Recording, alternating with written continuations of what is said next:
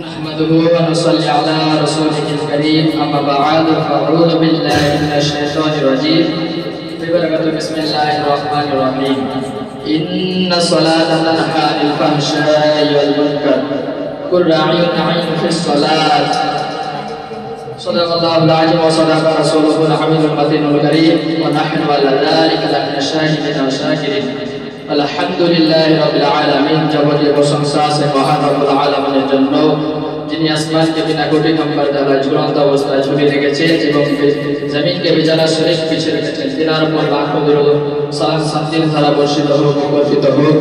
সকলে বলেন আলহামদুলিল্লাহ।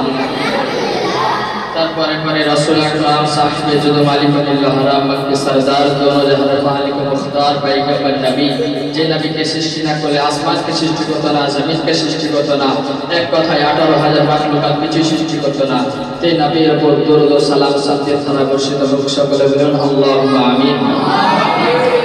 আমি কোরআন শরীফ হইতে এক টুকরা আয়াত পেশ করেছি, ইন্না সলাতা তানহা আনিল ফাহশাই ওয়াল মুনকার, নিশ্চয় নামাজ খারাপ কাজ থেকে বিরত রাখে। তো আমি একটা সমস্যা রেখে আমি একটা ওয়াক্য বলে আমার বক্তব্য দিব।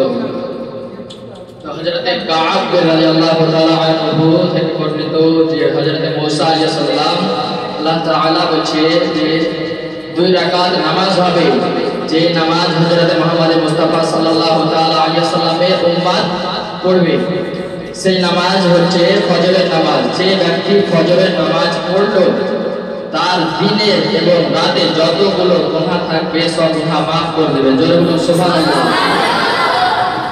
তারপরে বলছে, এ মুসা আলাইহিস সালাম, তুমি কি জানো 4 রাকাত নামাজ হবে? এই 4 রাকাত নামাজ জোহরের 4 রাকাত নামাজ হবে। যে ব্যক্তি জোহরের 4 রাকাতের প্রথম রাকাত পড়বে তার গুনাহকে মাফ করে দেবে, এবং যে ব্যক্তি জোহরের দ্বিতীয় রাকাত নামাজ পড়বে তার জন্য ফেরেশতা নেক সব যে মিজান হাশরের ময়দানে যে বিচার হবে, যতটুকু নেকি এবং গুনাহের হিসাব নেওয়া হবে, সেই ততটুকু নেকির পাল্লা ভারী করে দেওয়া হবে।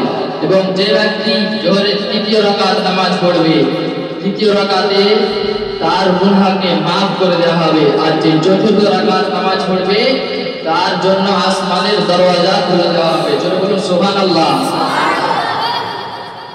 হযরত মুসা আলাইহিস সালাম আল্লাহ তাআলা বলছে যে 4 রাকাত নামাজ হবে, এই 4 রাকাত আসরের নামাজ হবে। যে ব্যক্তি আসরের 4 রাকাত নামাজ পড়বে তার জন্য ফেরেশতা জমিন এবং আসমানের যতগুলো ফেরেশতা আছে সবাই ওই ব্যক্তির জন্য দোয়া করবে। কোন ব্যক্তির জন্য? যে ব্যক্তি আসরের নামাজ পড়বে তার জন্য দোয়া করবে।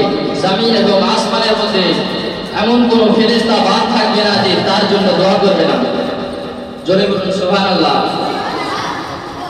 এবং 3 রাকাত নামাজ হবে, মাগরিবের নামাজ। যে ব্যক্তি মাগরিবের নামাজ পড়লো এবং আল্লাহর কাছে কিছু চাইলে আল্লাহ তাআলা তাকে খালি হাতে ফেরাবে না, যা চাইবে তাই পাবে।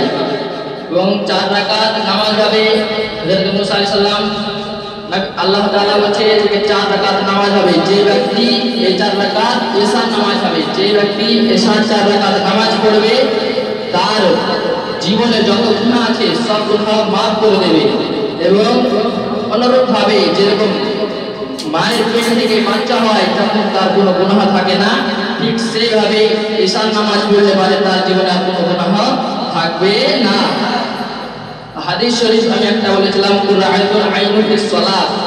যে ব্যক্তি হযরত মুহাম্মদ মুস্তাফা সাল্লাল্লাহু তাআলা আলাইহি সাল্লাম বলছে, যে ব্যক্তি নামাজ পড়বে তাকে দেখে আল্লাহ নবী করিম সাল্লাল্লাহু তাআলা আলাইহি সাল্লামের চোখে শান্তি, দিলের শান্তি থাকে। আর যে ব্যক্তি নামাজ পড়বে না তারকে দেখে আল্লাহ নবী করিম সাল্লাল্লাহু তাআলা সাল্লাম নারাজ হয়। তো আপনারা নবীকে নারাজ করতে চান না খুশি করতে চান?